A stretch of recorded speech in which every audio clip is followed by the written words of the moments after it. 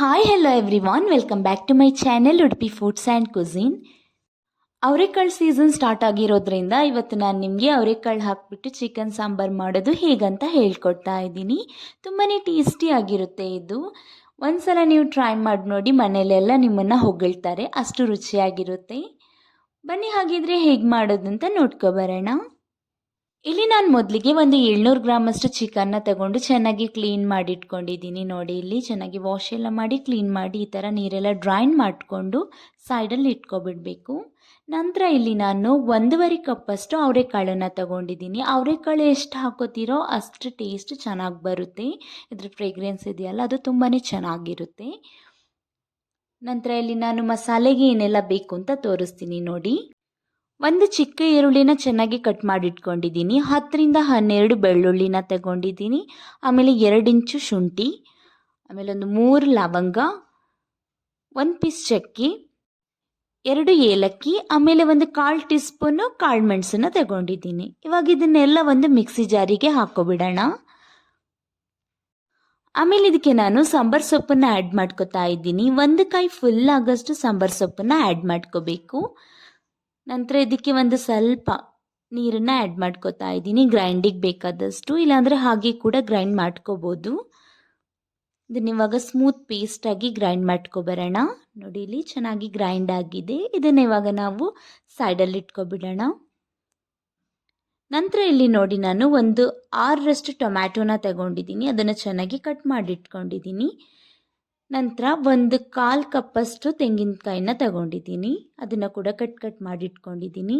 ಇವೆರಡನ್ನು ಇವಾಗ ಮಿಕ್ಸಿ ಜಾರಿಗೆ ಆ್ಯಡ್ ಮಾಡ್ಕೊಬಿಟ್ಟು ಗ್ರೈಂಡ್ ಮಾಡ್ಕೊಳ್ಳೋಣ. ಇಲ್ಲಿ ನಾನು ನೀರನ್ನೇನು ಆ್ಯಡ್ ಮಾಡ್ಕೋತಾ ಇಲ್ಲ, ಯಾಕಂದರೆ ಟೊಮ್ಯಾಟೋದಲ್ಲಿ ನೀರಿರುತ್ತಲ್ವ, ಅದಕ್ಕೆ. ಇದನ್ನು ಇವಾಗ ಸ್ಮೂತ್ ಪೇಸ್ಟಾಗಿ ಮಾಡ್ಕೊಬರೋಣ. ನೋಡಿ, ಇಲ್ಲಿ ಇದು ಕೂಡ ಗ್ರೈಂಡ್ ಆಗಿದೆ. ಇದನ್ನು ಇವಾಗ ಸೈಡಲ್ಲಿ ಇಟ್ಕೊಬಿಡಿ. ಮೊದಲಿಗೆ ಇಲ್ಲಿ ನಾವು ಒಂದು ಸ್ಟವ್ ಮೇಲೆ ಕುಕ್ಕರ್ನ ಇಟ್ಕೊಳ್ಳೋಣ. ಕುಕ್ಕರ್ ಸ್ವಲ್ಪ ಬಿಸಿ ಆದಮೇಲೆ ಇದಕ್ಕೆ ನಾವು 5 ಟೇಬಲ್ ಸ್ಪೂನಷ್ಟು ಆಯಿಲ್ನ ಆ್ಯಡ್ ಮಾಡ್ಕೊಳ್ಳೋಣ.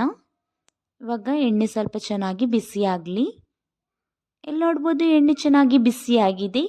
ಇದಕ್ಕೆ ಇವಾಗ ನಾವು ಒಂದು ಕಟ್ ಮಾಡಿಟ್ಕೊಂಡಿರೋ ಈರುಳ್ಳಿನ ಆ್ಯಡ್ ಮಾಡ್ಕೋಬೇಕು.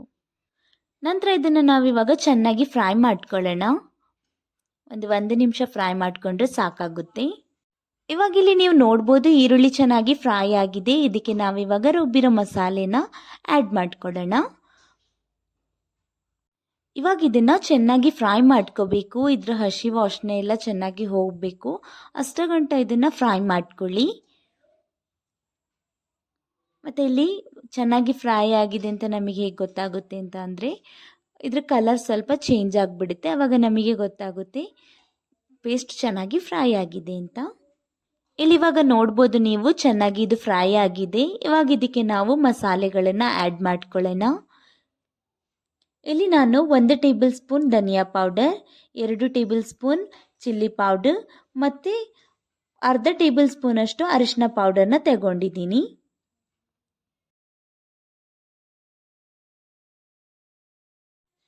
ಇವಾಗ ಇದನ್ನೆಲ್ಲ ಚೆನ್ನಾಗಿ ಒಂದ್ಸಲ ಫ್ರೈ ಮಾಡ್ಕೊಳ್ಳೋಣ. ಒಂದು 30 ಸೆಕೆಂಡ್ ಫ್ರೈ ಮಾಡಿಕೊಂಡ್ರೆ ಸಾಕಾಗುತ್ತೆ. ನಡೀಲಿ, ಇದು ಇವಾಗ ಚೆನ್ನಾಗಿ ಫ್ರೈ ಆಗಿದೆ. ಇದಕ್ಕೆ ನಾವಿವಾಗ ರುಬ್ಬಿರೋ ಟೊಮ್ಯಾಟೊ ಪೇಸ್ಟನ್ನ ಆ್ಯಡ್ ಮಾಡ್ಕೊಳ್ಳೋಣ.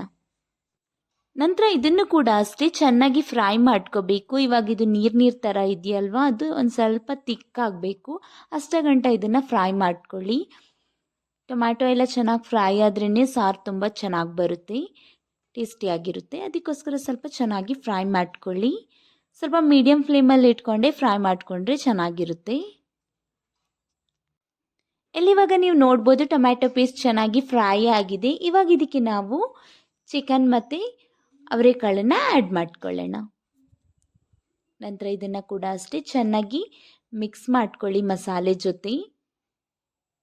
ಒಂದು 2 ನಿಮಿಷ ಇದು ಇದೇ ರೀತಿ ಫ್ರೈ ಆಗಲಿ ಮಸಾಲೆ ಜೊತೆ. ಇವಾಗ ನೀವು ನೋಡ್ಬೋದು, 2ರಿಂದ 3 ನಿಮಿಷ ಆಗಿದೆ. ಇಲ್ಲಿ ನೋಡಿ, ಸ್ವಲ್ಪ ನೀರು ಬಿಟ್ಟಂಗೂ ಆಗಿದೆ ಚಿಕನ್ದು.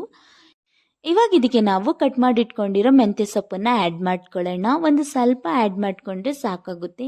ಇವಾಗ ಸಾಂಬಾರು ಸೊಪ್ಪು ಎಲ್ಲ ಹೆಂಗೆ ಆ್ಯಡ್ ಮಾಡ್ಕೋತೀವಿ ಅದೇ ರೀತಿ ಇದಕ್ಕೆ ಮೆಂತ್ಯ ಸೊಪ್ಪನ್ನು ಆ್ಯಡ್ ಮಾಡ್ಕೋಬೇಕು.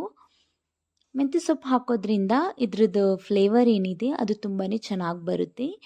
ಅದಕ್ಕೋಸ್ಕರ ಯಾರು ಕೂಡ ಇದನ್ನು ಸ್ಕಿಪ್ ಮಾಡೋಕ್ಕೆ ಹೋಗಬೇಡಿ, ತುಂಬಾ ಚೆನ್ನಾಗಿ ಬರುತ್ತೆ, ಕಹಿ ಏನು ಬರೋದಿಲ್ಲ. ಇದನ್ನು ಒಂದ್ಸಲ ಚೆನ್ನಾಗಿ ಮಿಕ್ಸ್ ಮಾಡ್ಕೊಳ್ಳಿ. ಇದು ಚೆನ್ನಾಗಿ ಮಿಕ್ಸ್ ಆದಮೇಲೆ ಇದಕ್ಕೆ ನಾವಿವಾಗ ನೀರನ್ನು ಆ್ಯಡ್ ಮಾಡ್ಕೋಬೇಕು.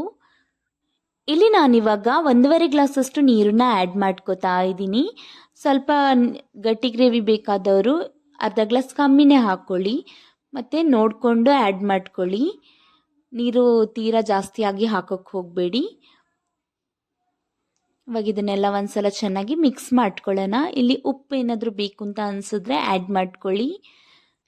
ಇವಾಗ ಇದಕ್ಕೆ ಕುಕ್ಕರ್ ಮುಚ್ಚಳನ ಮುಚ್ಚಿಬಿಟ್ಟು 2 ವಿಜಿಲ್ ಕೂಗಿಸ್ಕೊತಾ ಇದ್ದೀನಿ.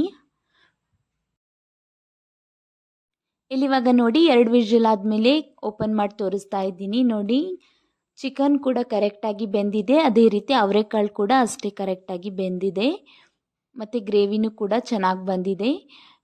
ಇದು ಜಾಸ್ತಿ ನೀರಾಗಿಲ್ಲ, ಸಾರು ಟೈಪ್ ಇದೆ. ಆಮೇಲೆ ಇದು ತಣ್ಣಗಾದ್ಮೇಲೆ ಸ್ವಲ್ಪ ಗಟ್ಟಿ ಬರುತ್ತೆ, ಅದಕ್ಕೆ ಇಷ್ಟಿದ್ರೇ ಚೆನ್ನಾಗಿರುತ್ತೆ ಸಾರು. ಒಂದು ಟೇಸ್ಟಿ ಆಗಿರೋಂತಹ ಚಿಕನ್ ಸಾಂಬಾರ್ ರೆಸಿಪಿನ ನಾನಿವತ್ತು ಶೇರ್ ಮಾಡಿದ್ದೀನಿ. ಖಂಡಿತವಾಗಿ ನೀವು ಟ್ರೈ ಮಾಡಿ ನೋಡಿ. ಅವರೆಕಾಳು ಹಾಕ್ದೇನೂ ಕೂಡ ಇದನ್ನು ನೀವು ಮಾಡ್ಬೋದು. ಬರೀ ಚಿಕನ್ ಸಾರು ಕೂಡ ತುಂಬಾ ಚೆನ್ನಾಗಿ ಬರುತ್ತೆ ಅದು ಕೂಡ. ಐ ಹೋಪ್ ರೆಸಿಪಿ ಇಷ್ಟ ಆಗಿದೆ ಅಂತ ಅನ್ಕೋತೀನಿ. ಇಷ್ಟ ಆಗಿದ್ರೆ ಒಂದು ಲೈಕ್ ಮಾಡಿ, ಮತ್ತು ನನ್ನ ಚಾನೆಲ್ನ ಸಬ್ಸ್ಕ್ರೈಬ್ ಮಾಡೋದನ್ನು ಮರಿಬೇಡಿ. ಹಾಗೆ ಪಕ್ಕದಲ್ಲಿರೋ ಬೆಲ್ ಐಕನ್ನ ಮರಿದೇ ಕ್ಲಿಕ್ ಮಾಡಿ. ಮತ್ತು ಯಾರೆಲ್ಲ ನನ್ನ ಚಾನೆಲ್ನ ಸಬ್ಸ್ಕ್ರೈಬ್ ಮಾಡಿದ್ದೀರಾ ಅವರಿಗೆ ತುಂಬಾ ಥ್ಯಾಂಕ್ಸ್. ಹೀಗೆ ಸಪೋರ್ಟ್ ಮಾಡ್ತಾ ಇರಿ. Thank you for watching.